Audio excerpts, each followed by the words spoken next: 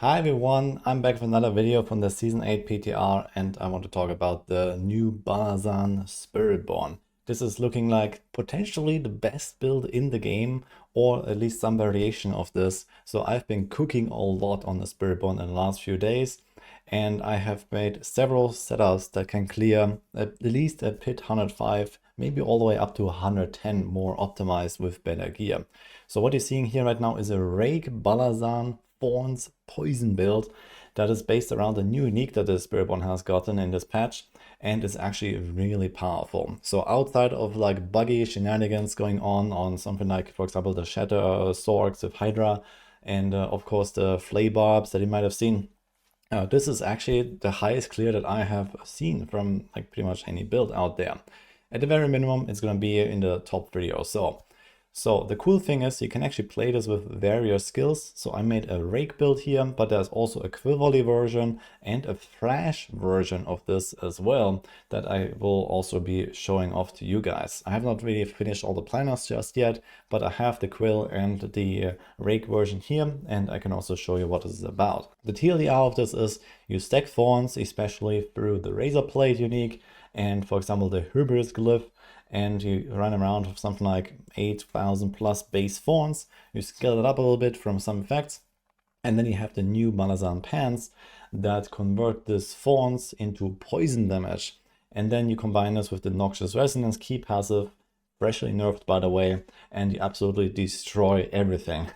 So it's actually a very interesting playstyle because you try to let enemies hit you a little bit, and then you get a stacking damage buff that increases the damage done by those pants.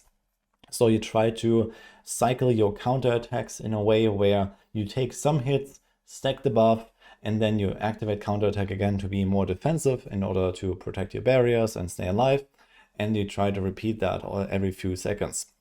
And the rest of the playstyle is trying to make large pulls, for example with the Vortex, pulling everything in, and then blasting down these massive packs. So the thing about this build is, it's just like pretty much any other Noxious Resonance build. You have extremely high AoE damage. So you see here, this is a pit 100, and I can even go into 105 and blast down AoE packs in almost exactly the same way. It takes very little time to go to the boss, but then on the boss you kind of fall off a little bit. So especially on single target bosses, you do have some issues with this. For like the very high end, let's say 100 plus, 105 plus or so, you'll probably not really kill single target bosses anymore. But if you get good bosses that actually spawn adds, you ramp the damage a lot and you can kill them like 3 times faster or something like that. That being said, in Torment 4, for example, is no issue at all. You can insta-kill T4 Belial with this, for example. So damage is definitely there for T4 content, but as I said, like when you have these high tier pit bosses that have like trillions of life or dozens of trillions of life, then it does take a little while. But even with my somewhat unoptimized setup, I could, for example, kill the Spirit Caller of Frost here in a little bit more than 2 minutes on this Rake setup. It's slightly faster even on the Quill version of this build, so the damage is definitely there to go all the way to probably around pit 110 on this, which I expect to be some of the highest we're gonna see in Season 9. So here's the setup in case you want to try this out for yourself on the PTR right now. It's lasting for a few more days. And I've also like put all of these planners on my Discord. If you ever want to find any of my builds, then we also have this channel here. So there's a lot of stuff that I've been cooking. I've tried most of this already and have been refining them over the last few days, and there's more stuff to come.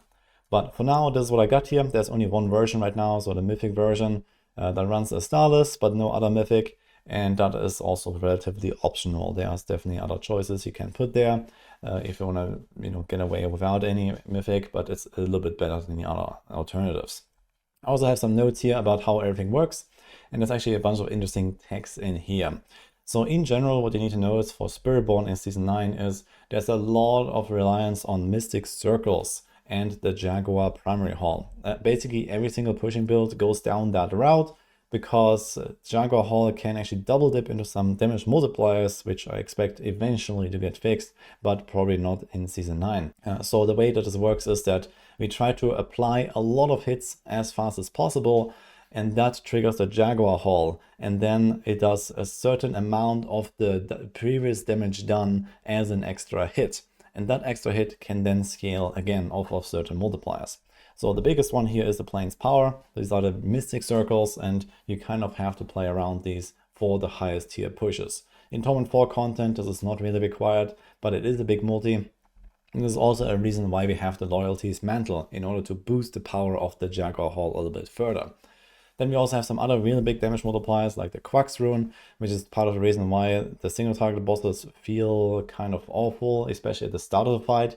You have no damage ramp, and the Quax Rune is a pretty big part of that, but it only activates once enemies are not healthy anymore, so sub 80%. So if you spawn adds, you can trigger this right from the start of the fight.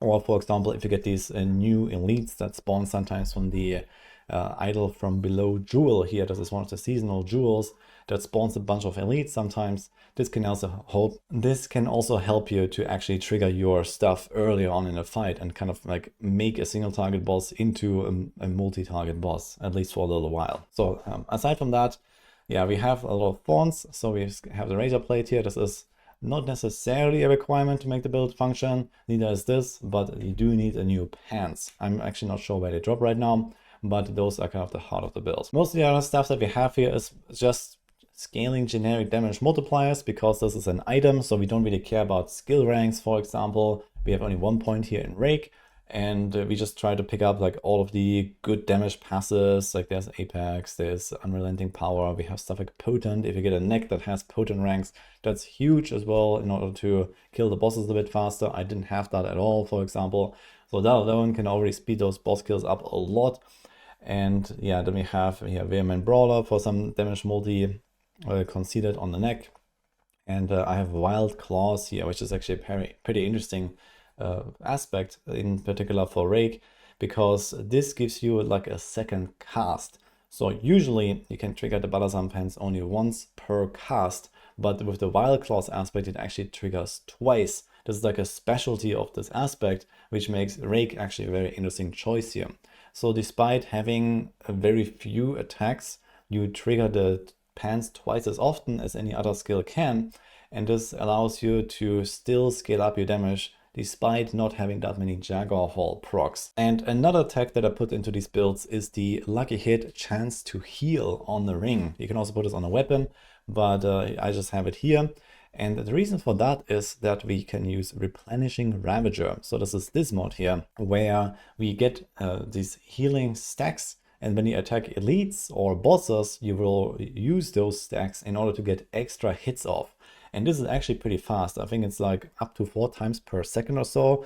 So you try to proc a bunch of these heal effects, they give you these Replenishing Ravager stacks, and that gives you more Jaguar Hall procs, because every 15th time you hit, you get one of these procs. And since Rake itself is pretty slow, you actually get more than double or maybe triple the amount of hits by using Replenishing Ravager. And this is so powerful that I actually started to put this into almost every single pushing build on a Spiritborn for Season 9. So you're going to see this tech used a lot. Now, one thing to note is if you're trying out this build on a PTR for yourself, there is a bug with the Balazan Pants right now that it snapshots a too low Thorns value. This happens every time you zone into a new instance and you don't have your buffs up, or when you die as well. So you can fix this manually by putting a point somewhere in your skill tree after activating your buffs. So you don't have to do anything else besides that. Effectively, every time you finish a run, you have to remove 1 point, and then every time you zone into a new instance, you have to put 1 point back after pressing counterattack. Because there are a few dynamic buffs for your Thorns, and the Pants is not updating to that value if you don't do that. And when you press counterattack, you get your Hubris Glyph, you have your barrier up for the Bastion passive, for example, and a few other dynamic buffs. And like this, you have the right Thorns value. I do hope to get this fixed. I told the devs about this, but right now this is how it works. So while the pants are bugged in a way that makes them weaker than it should be, we can fix it manually for now. So this is not like some kind of unfair advantage or something like that. It's just the pants are not working properly. I do have to say it is quite refreshing to play something that's not just another quill volley based setup. We had a lot of those in the past as kind of like the top pushing build. You had the Kapeleke quill volley, which is still very good, also landing in S tier most likely next season, but I will cover that separately. Then there's like the quill version of the Balazan build, which is based around the Thorns and the Poison. So I'm gonna show that in a second as well. So that's also really looking good. And we have Rake and Fresh as well. So there's a bunch of different versions to play. And compared to other builds we had in the past, there's, for example, a little bit more like strategy and like, you know, tactical gameplay involved here, because this is not just like a face roll, all your cooldowns kind of build. You actually have to time your button presses a little bit, since this is not a Prodigy's Tempo or a Jack and Shell. Since this is not a Prodigy's Tempo or Jack and Shell setup, so you don't have the typical cooldown reset like effects that we mostly use on Spiritborn.